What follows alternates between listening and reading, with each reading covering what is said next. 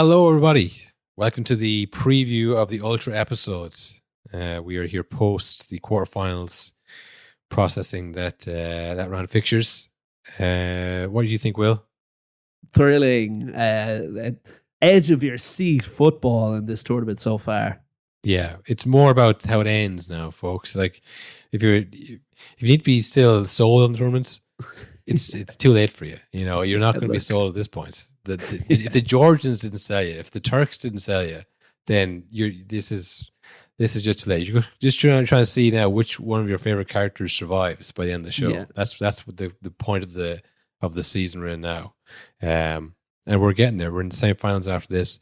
We're going to be talking here about the quarterfinals that we just watched. So listen to this random clip. Yeah, here you go. Enjoy an assortment of sentences.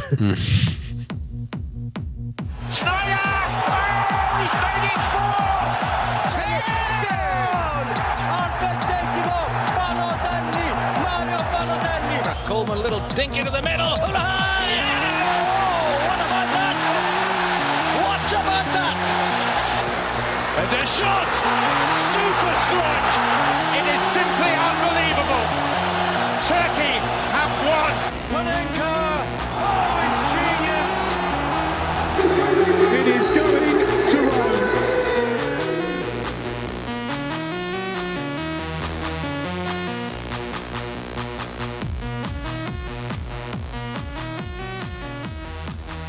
Yeah, it's coming, I know. But like, this is what you do. Like, you don't like squeeze every bit out, because eventually it's going to be on a small, like a wet rain night in Stoke where your career is like publicly finished, or it could be at the Euros, you know? Exactly. Yeah, you don't want to be finished any time publicly. You want to go out and say, okay, look, you know what? I've had a great run, but it's over, and I'm going to go out this way.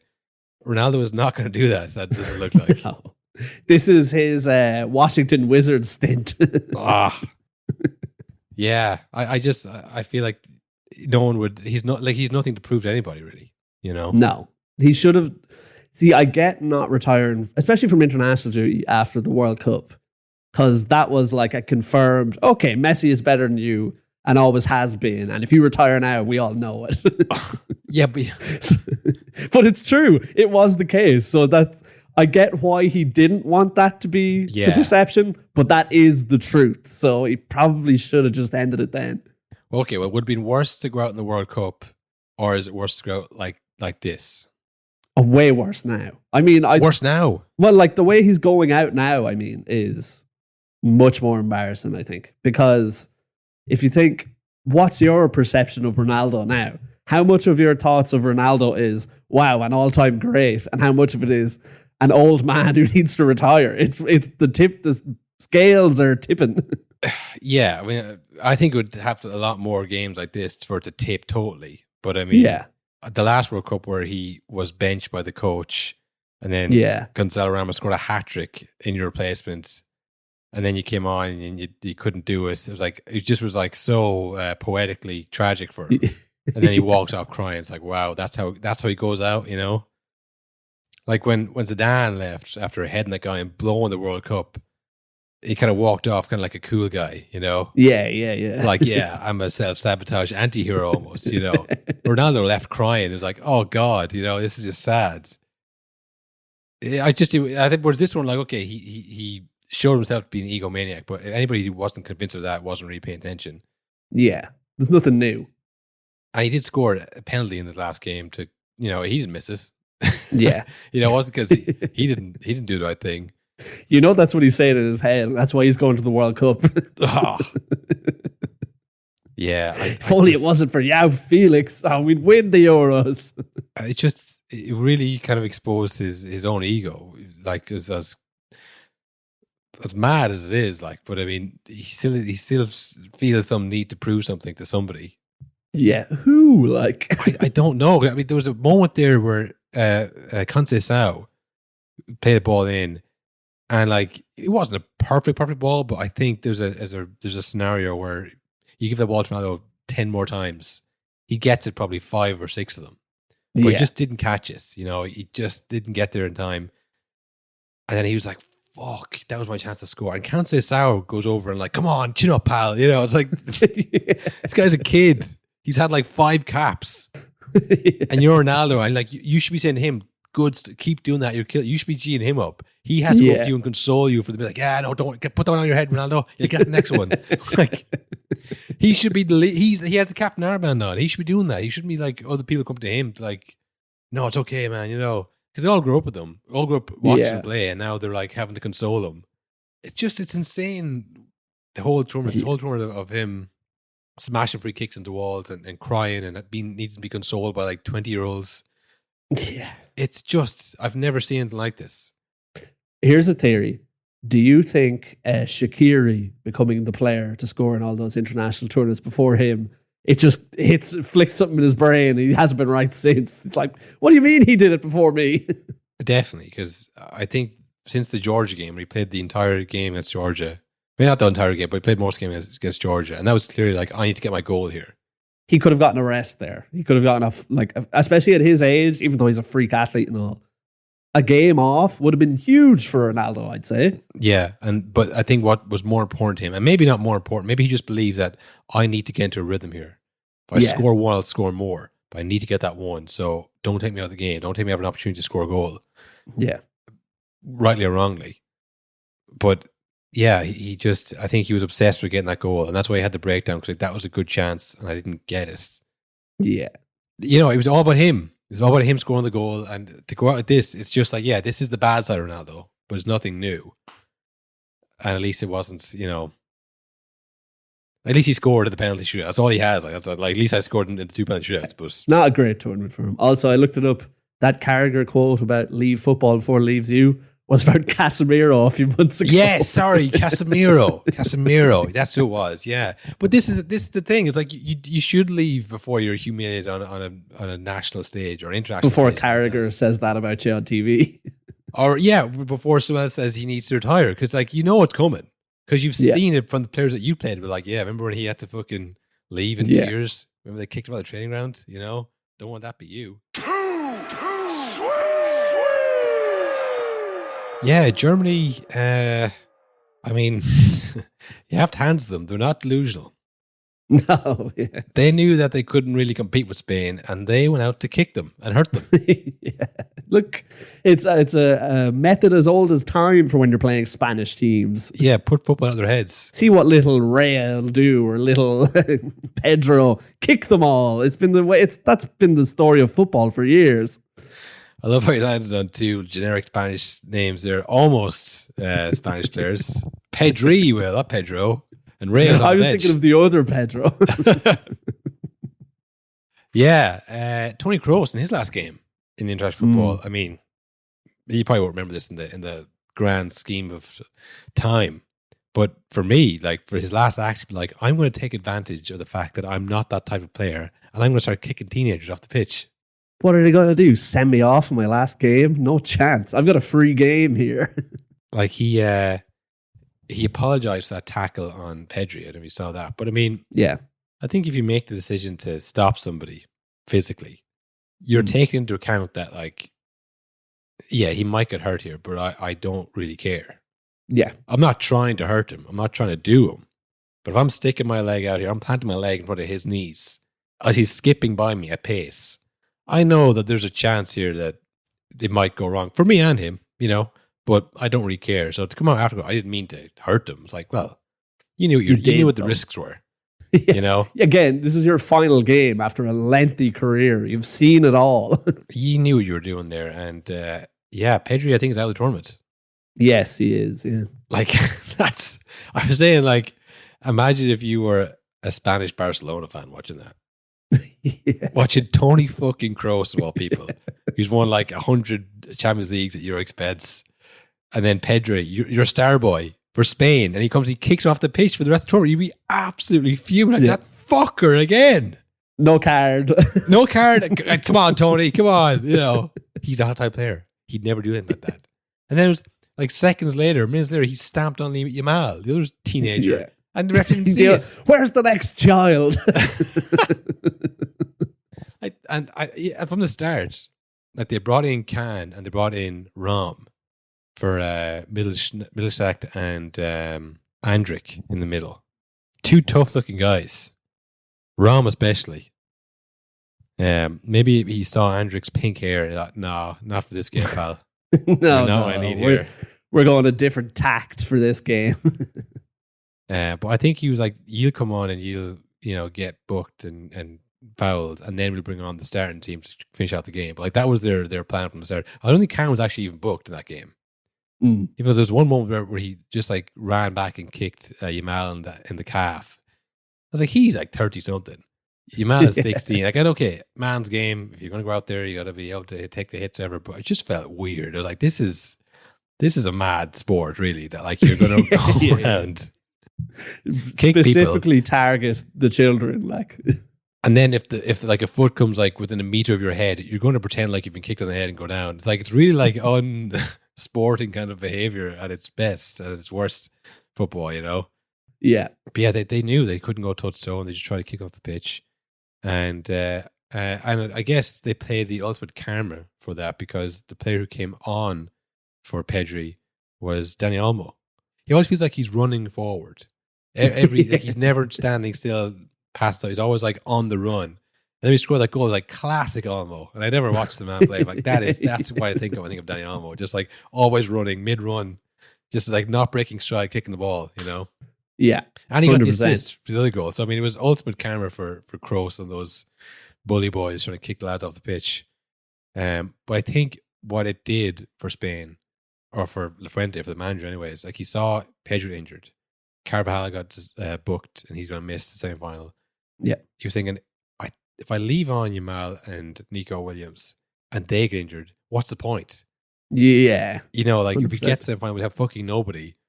So take them off and try and hold on, and then Germany could attack. So I think it was like, if I weighed it up, like they can keep running at them, but they're going to get fucking done at some point. We're going to lose one of them. So if I save them both, maybe we can hold on. Maybe we're better in the middle.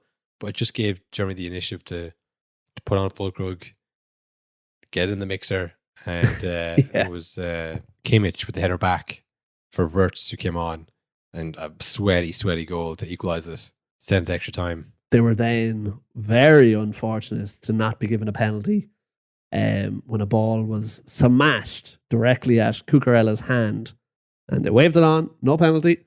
I don't know if you saw the video going around of how the Euros refs were trained for handballs in this tournament, and the VAR officials.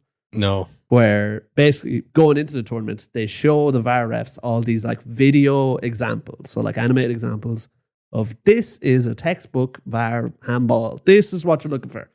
The example they use is almost a frame by frame, picture perfect replica of this. And for some reason, this was not a penalty on the day.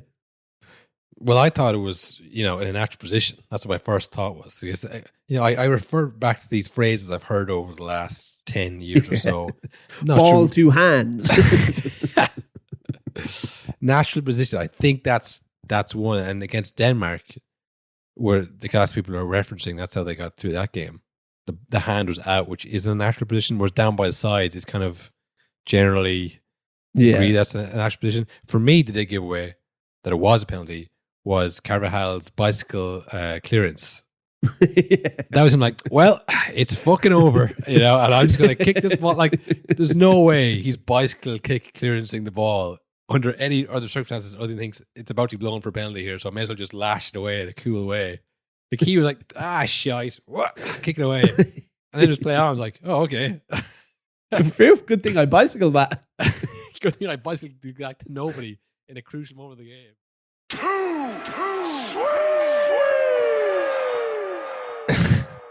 But I mean, we did see a lot of NWO fans at the Turkey game. Yeah, hell yeah. NWO for life. The clique was strong in the Turkey game. The clique was out in force. Seemingly all over the world, Turkey fans were taking over various cities and streets to show everybody that Turkey was for the Turkish, which is very funny when you think about the diaspora all over the world they have. Because we always say it's like there's obviously a bit of that in Ireland too. And I mean, as far back as like when Polish shops started opening up here, like there was like some outright kind of hatred towards them, and people always pointed out the kind of irony of like, we used to be them. Like we used to be the people who were going to other countries, like taking the bad jobs that people didn't want, and we start at the bottom. And now when people come here, we're going to act the same way. But for Turkey, it seems to be happening simultaneously. So they shouldn't really need the irony pointed out, But as you mentioned in the last episode, Big Demiral, it was a big loss in the Turkey game. Yeah. He held up the too sweet sign, which is the sign of the Grey Wolves. Yes. Which is actually where they got it from, apparently, Will. I couldn't believe this. So we joked about it the last time. It's like, it's the NWO, it's the too sweet. Maybe he's a wrestling fan, blah, blah, blah. And then, I don't know why, I was just sitting at home like 2 or 3 days ago. And it was like a light bulb went on in my head of like, where'd they get the too sweet from? Because did they invent it as well? That seems odd. It's a very specific hand gesture. The showman though, Will, they come up with things all the time, And it's a sweet thing. They call themselves the Wolf Pack in WCW, so it's like, it makes sense. It's a little wolf. Yeah. And then I looked it up, and literally the first result was like and it was on the WWE's website, so I still think they don't really understand. No. They were like, the European origin of the too sweet sign. And I said, oh my God. And I went in, and apparently X-Pac, Sean Waltman, they were on a tour. They don't say where. They say in a city in Europe. And we saw 2 guys in a bar throwing it up. And we thought, that's sweet. We'll start doing that. And then they asked Kevin Nash, what do you call it? Some people call it the too sweet. Some people call it the wolf pack. And he said, we call it the Turkish wolf. So literally, it's a fascist, like extreme right hand symbol. They might it's like going to Germany during the 40s, and then becoming a wrestling group after it, and it's like, oh, we call it it's the cool wave. It's what we do as wrestlers. Yeah, it was 1934. We're in some French city. I think it was called Berlin. And we're doing this cool hand gesture. We said, we should take that back to the States. And then we saw a video of everybody in the stadium doing it for the Netherlands game. A lot of people throwing up the Turkish wolf as it was. Yeah. I just think, can you imagine that fucking bar, like Kevin Nash and X-Pac, Scott Hall. Fucking these giants sitting there slamming beers in this fucking rough bar in Istanbul. I mean, and why would they go there? Off the beat track. Why? Yeah. I do love the idea that they were probably like, "Hey, we never got any trouble when we were over there with the guys from the Turkish Wolves." It's like, yeah, because you're all 6'9", an average height of 6'7". Yeah. We could go anywhere. No one bothered us. Yeah, I will say is that just reminded me of, there was a quote from Darren Maloney during one of the penalty shootouts. I can't remember what goalkeeper is about, but he described the goalkeeper as being, it's tough to score against this keeper. He's big in the goal. He looks 6'6" tall and equally as wide. 6'6" squared tall. He's a prefab. Actually, no, prefabs are wide. That's what is 6'6" high and tall of it? It's a massive cube. Jesus Christ. Yeah, I can't remember who it was about. It might have been in the last round. It might have been about All Black, but I had some laugh out of that. Well, who didn't get a laugh out of that Turkey game was Turkey. They went out 2-1. They kind of blew it, did they? A little bit?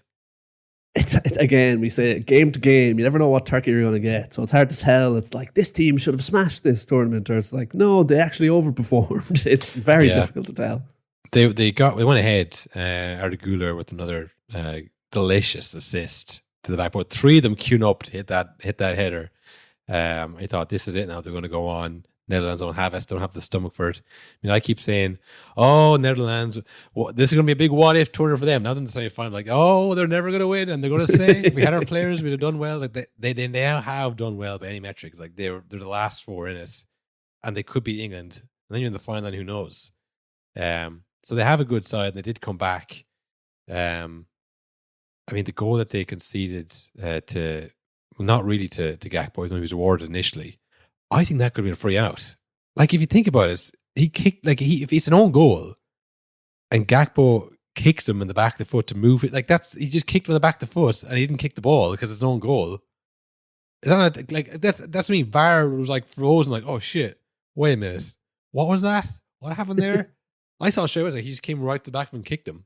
Yeah, it didn't really matter. Then the narrative had swung. Now Netherlands were on the attack, led by big Wout Weghorst. Talk about aura scoring, Will. What chaos he brought to that pitch. Look, that's his bag. It's just he's so big and large. Yeah, like you said, the aura scoring. That whole thing of like he drags players around. He's so big. They orbit him. You're stuck. They have to follow him because he's like he gets in your way. You can't see your man you're marking. There's a giant 7 foot tall man sprinting by you. You have to go with him. And up until that, Gakpo was being double marked every time he got the ball. Yeah, they had a bit of success with Dumfries, but really it was all Gakpo. Everyone like you stop Euros Gakpo and you'll stop them. But then when Weghorst came on, it was a different thing to worry about. Freed up Gakpo a bit, and the goal to go 2-1 up. That's where Demiral should have been. Coming, clearing that ball. It was a free header for De Vrij. It was like, oh yeah, that's not so sweet. That's actually a big gaping hole there where he should have been coming, clearing that ball. So yeah, they missed him big time for that political gesture he made. Will feels probably pretty tough on Turkey. Again, it's a different thing. It's a political gesture and all this.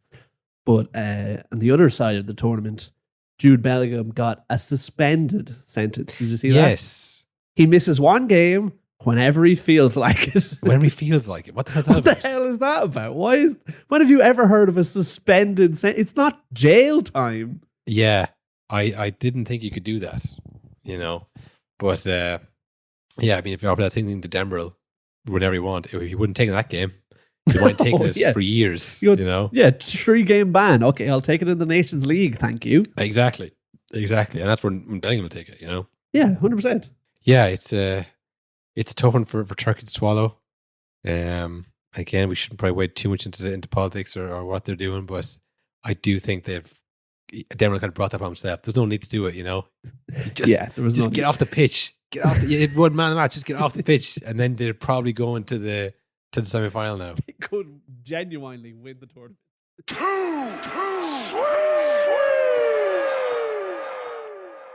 No, and that was evidence from the England game.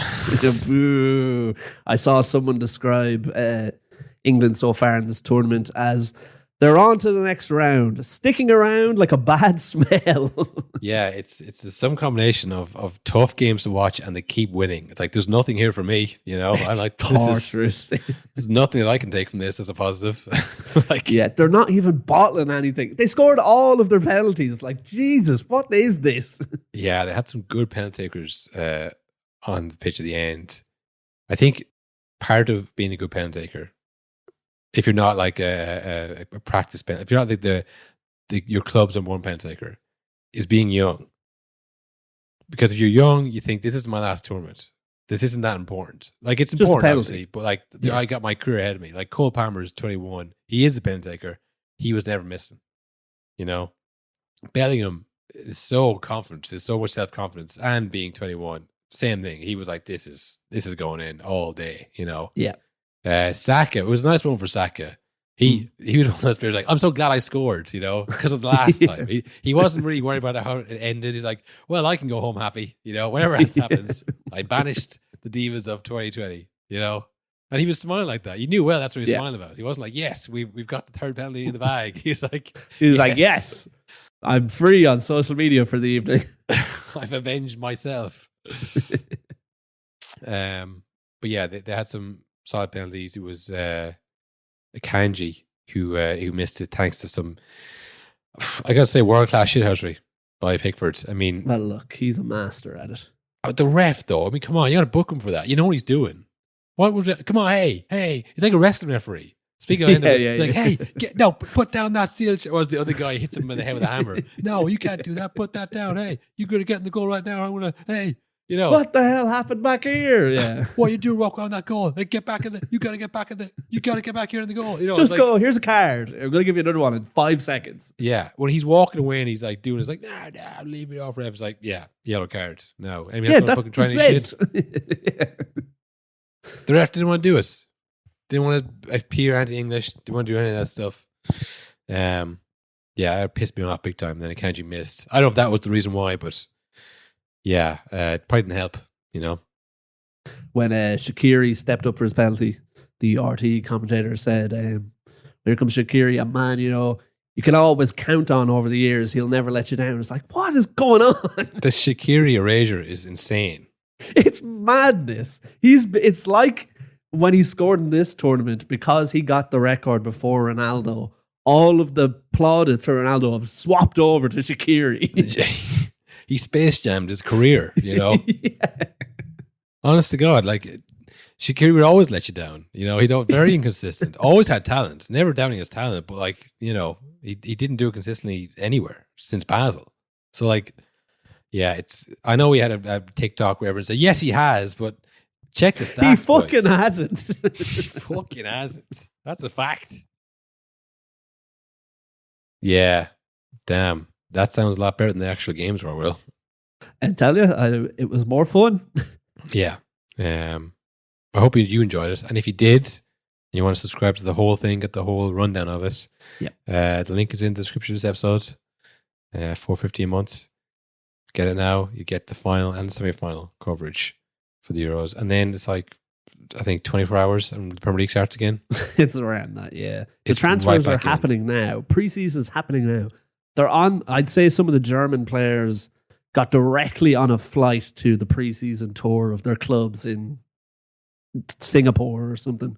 Genuinely, yeah. I think they're getting the pre-season back, the pre-season games, all that stuff is happening. So we'll be covering all that coming into August and September as well. So yeah, subscribe now, get the end of this and get the start of the next thing. That's I can't give it to any better than that. Yeah, look. The end of this can, the start of next can, that's what you get with it, Yeah.